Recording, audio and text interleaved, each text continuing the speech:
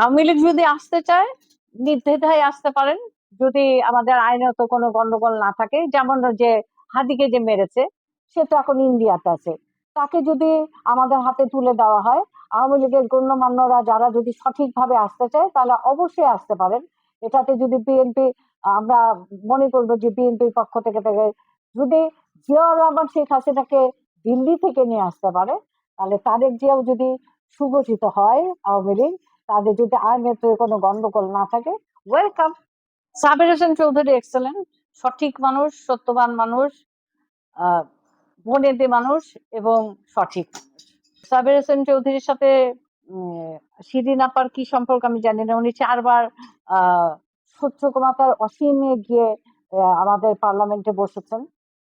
তখন তো সব ভীমরতি দেখতাম। হ্যাঁ, এই যে শেখ হাসিনা খোঁজপাচ্চা মার্কা আত্মীয় স্বজন গুলি, যেগুলি আসলে 8 পাস 9 পাস না, তারাই চিফ টিপ হয়ে গেছিলেন। তো এই জায়গাটা থেকেই আমাদের শেখ হাসিনাকে বের করে আনা উচিত। উনি আসলে মায়াবতী হতে গিয়ে সব আত্মীয় স্বজনকে পার্লামেন্টে ঢুকাই দিছে। তারাই টাকার রাজ্যে বসবাস করেছে এবং শিল্পীদের আরো টাকাতে ভাসিয়েছেন।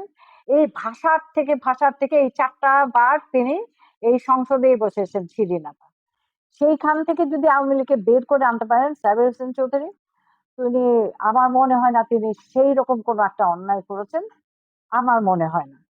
তবে শিরিন আপার কেন এতদিন লুকানো ছিল এটাও একটা বড় প্রশ্ন। কোথায় ছিলেন এটাও বড় প্রশ্ন। এবং তিনি কি পারবেন ফেরাতে? আমরাও আশাবাদী, আমরা ভাবছি যে মানে এই জামাত এনসিপিদের ভয়ঙ্কর কিছু কথা শুনি, তো এগুলো আমরা পোর্টালে শুনি বা ফেসবুকে, আমাদের তো আর বাইরে যাওয়া হয় না।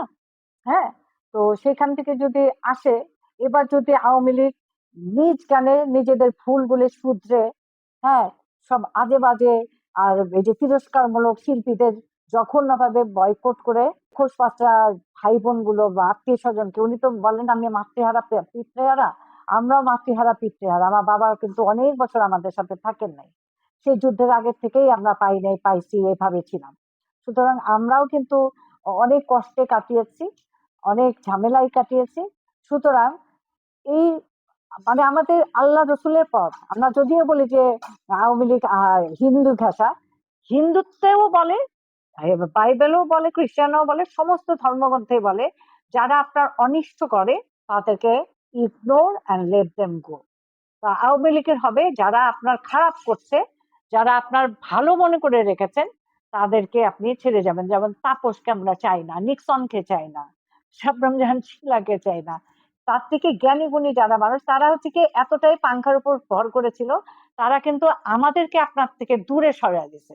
যে নঈম গহর আপনাদের হয়েই তো গান লিখেছেন, যুদ্ধের গানগুলো কি সব সময় বাজে না? কোন দল কি এটা অস্বীকার করতে পারবে? নোঙ্গর তোলো তোলো, জন্ম আমার তুলো হলো মাগো, সাগর পাড়িতে ঝড় জাগি যদি, পূবের ওই আকাশে সোনার কাঠি, কোন গানটা আপনি বাদ দিবেন? কোন দল কিন্তু বাদ দেয়নি। ইভেন চুপ্পু একা কাউকে এবার 16ই ডিসেম্বর করছে, 26শে মার্চ করছে, তখনও আব্বার গান বাজছে। হাদি যে মারা গেছেন সেখানেও আব্বার গান।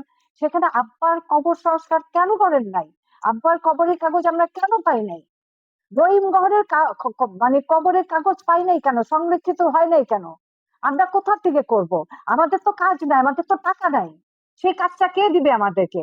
বিজিবিতে সেই জিনিস লঙ্ঘন করছেন। এখন নতুন জিএম আসছেন, দেখি তিনি কি করেন। আমরা তখন আশাবাদী হই, একজন নাকি মহিলা জিএম আসছেন, এইবার আমি স্ক্রিপ্ট নিয়ে যাব। আমি তো অলিখিত কোনো আসন চাই না, আমি তো পার্লামেন্টে আসন চাই না, আমি আমার ক্যালিবার অনুযায়ী আমার লিখিত নাটক চাই, আমি কাজ দিয়ে কাজ চাই। সেই টাকাটাই তো আপনারা দিতে পারেন নাই। আর নঈম গহর, জিজিয়া গহরের কবর, যাকে আপনি সর্বোচ্চ পদক দিয়েছেন, তার কবরের কাগজটা পর্যন্ত আপনার আত্মীয় স্বজনের জন্য আমরা পাইনি। সেই কাগজটা আমি এই ইউনুসের সময় পেয়েছি।